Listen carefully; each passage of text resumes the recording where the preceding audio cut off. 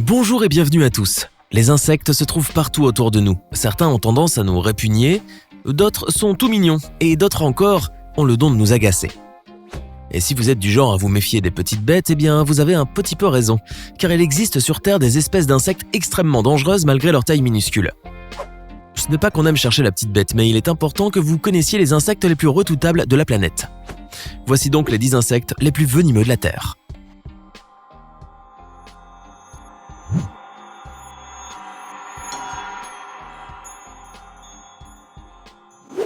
Personne n'aime les mouches. Elles sont sales, parfois bruyantes et ont tendance à nous agacer plus que tout. Mais la mouche dont nous allons vous parler aujourd'hui va étrangement vous faire aimer les autres, car ce n'est pas une mouche ordinaire. Également appelée glossine, la mouche tsetse est une espèce pouvant être vectrice d'une maladie grave et quelquefois mortelle, connue sous le nom de maladie du sommeil. D'ailleurs, dans plusieurs pays d'Afrique australe, tsetse signifie mouche qui tue. Il en existe en tout 22 espèces. Lorsqu'elle pique l'homme ou l'animal, la mouche tsetse libère le trypanosome, un parasite qui migre vers le sang puis le cerveau et les détruit petit à petit. Dans la plupart des cas, cette maladie entraîne le décès, et dans des cas moins graves, elle provoque un état d'apathie accompagné d'une faible productivité. On estime que la mouche tsetse serait responsable d'environ 100 000 morts par an dans le monde. En ce qui concerne les animaux, si la mouche en pique un, ce dernier cesse de se nourrir, perd rapidement du poids et décède généralement au bout de quelques semaines. Alors si un jour vous vous sentez mal et que l'on vous demande quelle mouche vous a piqué, il vaudrait mieux pour vous que ce ne soit pas la mouche tsetse. Il existe un proverbe grec qui dit qu'il ne faut pas comparer un moustique à un éléphant, mais celui-ci il vaudrait mieux le craindre tout autant. Le moustique anophèle est l'un des insectes les plus dangereux du monde, car il est responsable de la transmission de la maladie du paludisme. Il en existe en tout 464 espèces, mais seules 68 d'entre elles transmettent le parasite Plasmodium à l'être humain. À lui seul, le moustique anophèle femelle tue bien plus d'hommes que n'importe quelle autre espèce animale. Et les enfants seraient les plus vulnérables du fait de leur système immunitaire qui n'est pas assez solide pour supporter cette maladie, que l'on appelle également la fièvre des marais. Elle se caractérise par un parasite qui infecte les cellules hépatiques de la victime, puis qui circule dans le sang en colonisant les hématites et en les détruisant. Qui aurait cru qu'une si petite bête provoquerait autant de dommages? Le frelon géant asiatique, ou Vespa mandarinia, est l'une des plus grosses espèces de frelons de la planète. Si vous avez une peur bleue des abeilles, vous allez carrément vous évanouir si d'aventure vous en rencontrez un, d'autant plus que l'on sait que cet insecte est très meurtrier. Mesurant en moyenne près de 7,5 cm lorsque leurs ailes sont déployées, les frelons asiatiques géants sont 5 fois plus gros qu'une abeille. Ils sont d'ailleurs capables d'en tuer 300 en l'espace d'1 heure seulement.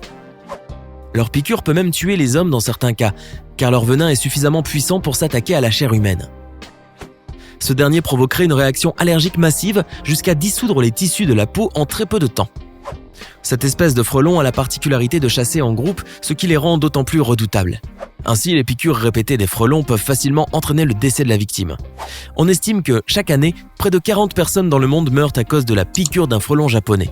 Alors, si vous ne voyez ne serait-ce que l'ombre d'un frelon géant japonais, mieux vaut prendre vos jambes à votre cou. Voici une autre bestiole qui raffole de votre sang. Et cette fois-ci, ce n'est pas un moustique. Il existe une créature encore plus grosse et plus mordante qui se reproduit par temps chaud et humide, le taon, ou communément appelé mouche à cheval. Les taons sont des insectes volants et leurs morsures peuvent être extrêmement douloureuses et peuvent même dans certains cas provoquer de graves allergies. Le taon ressemble beaucoup à des mouches trapues aux grands yeux.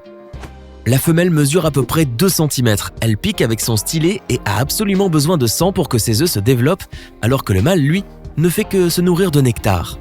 Les pattes du taon sont dotées d'amortisseurs qui leur permettent de se poser sans attirer l'attention de leur victime. C'est pour cela que, lorsqu'une personne se fait piquer par l'insecte, la morsure passe généralement inaperçue. Cependant, si cette personne est favorable à des allergies, il est fort possible qu'une grosse boursouflure naisse suite à l'accident. Il paraît aussi que la douleur de la morsure est si aiguë qu'il est difficile de la supporter. Elle serait d'ailleurs aussi douloureuse qu'une piqûre de guêpe. Toutefois, il est important que vous sachiez que le taon ne prend pas fuite une fois qu'il pique, ce qui vous donne l'opportunité de le tuer sur le champ. Et puisque sa morsure est semblable à une piqûre de guêpe, il est conseillé d'approcher du point de piqûre une source de chaleur, un allume-cigare de voiture ou un briquet. Le venin du taon étant thermolabile, il est aussitôt détruit par la chaleur. À condition, bien entendu, de le faire avec beaucoup de précaution au risque de se brûler la peau. Les scorpions ont toujours terrifié les humains, mais le scorpion jaune à queue large, lui, est de loin le plus redoutable de tous. On le trouve majoritairement en Afrique du Nord et au Moyen-Orient, et il en existe plusieurs sous-espèces. Sa taille peut varier entre 10 à 12 cm et il peut vivre jusqu'à 5 ans. L'une de ses particularités est qu'il possède un venin très toxique, pouvant provoquer des dégâts irréversibles sur la santé, et il peut même s'avérer mortel dans certains cas. Le poison agit sur les canaux sodium des cellules excitables, perturbant leur fonctionnement. Dès que ce scorpion vous pique, vous commencez à sentir des douleurs atroces, pouvant être accompagnées de sensations de brûlure, de vomissements, de problèmes cardiaques, d'altération de la conscience, d'insuffisance respiratoire, d'accidents cérébrovasculaires, d'hémorragie interne et la liste est encore très longue. Le scorpion jaune à queue grasse est aussi connu pour apprécier la présence humaine. Il vit d'ailleurs très souvent près des habitations des hommes, essentiellement dans des endroits où il fait chaud et où il ne manque pas de végétation et de roches. Pour chasser, il sort la nuit. Il se nourrit de petites bêtes telles que des grillons, des blattes ou encore des araignées. Mais sa plus grande particularité est de se déplacer très rapidement. Donc si vous en voyez un, ne réfléchissez pas, courez.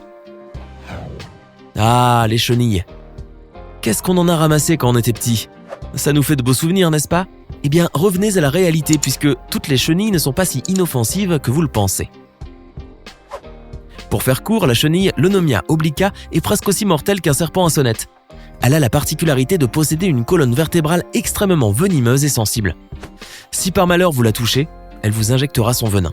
Un cocktail létal qui peut provoquer une très longue agonie avant de pénétrer le couloir de la mort, une agonie rythmée par les rougeurs, nausées, vertiges, troubles de la vision, troubles rénaux, lésions, puis un coma irréversible au bout de 2 jours.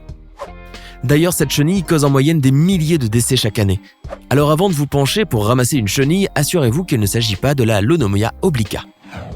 Archispirostreptus gigas, ou communément appelé le mille-pattes géant d'Amazonie, est un arthropode de la classe des diplopodes.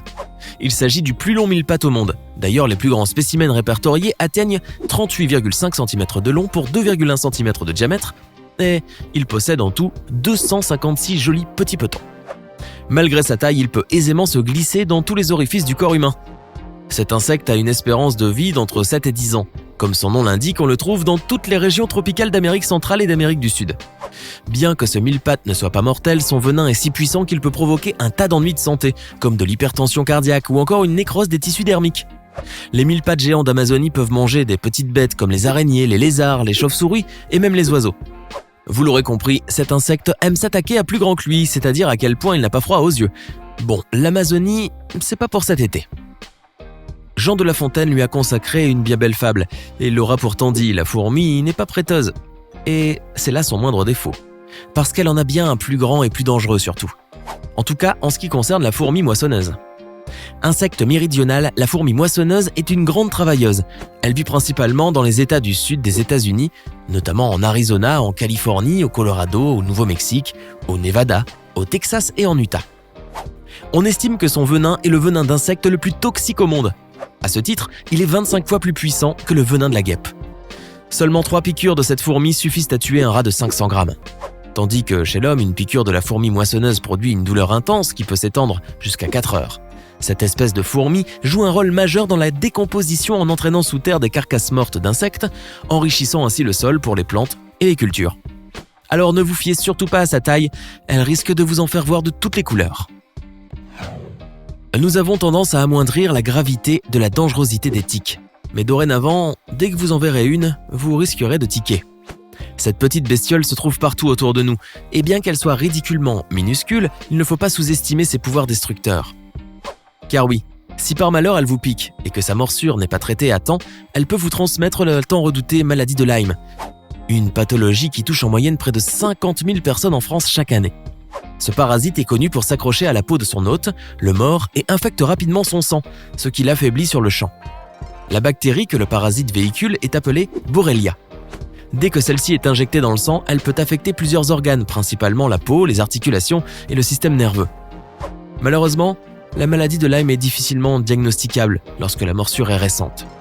Et c'est pour cela qu'il est obligatoire de retirer la tique dès lors que vous vous rendez compte de sa présence. Pour éviter qu'elle ne résiste, il est conseillé de l'assommer en appliquant un peu d'alcool sur le point d'attache. Pas sympathique la tique.